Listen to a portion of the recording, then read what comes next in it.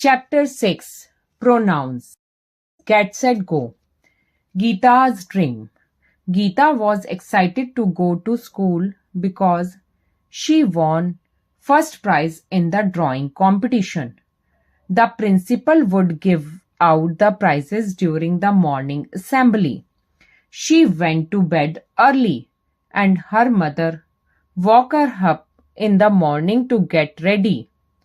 "Oh no," her brother exclaimed, "your shoes are dirty and your shirt isn't washed." Geeta was running late and her father asked, "Why didn't you prepare for school last night?" Overwhelmed, she started crying. Suddenly, Geeta woke up and realized it was just a bad dream.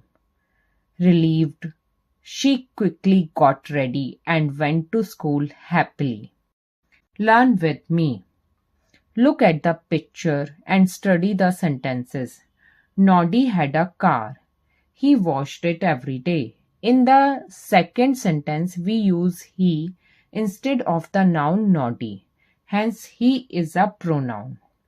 Pronouns are words that takes the place of nouns. Examples: me, you, your, her, she, he, him, them, it, they, etc. Read the following sentences and observe the highlighted pronoun. 1. I am going to school where the teacher will teach me. 2. Her mother is a good cook. She enjoys good food daily. 3. Miss Meenal is our class teacher. She is very caring. All students like her. 4. The plane landed safely. It was on time. 5. We went to the zoo. The lion roared at us. 6. They were hungry. Please give them food. Additional insight. Gender neutral pronoun.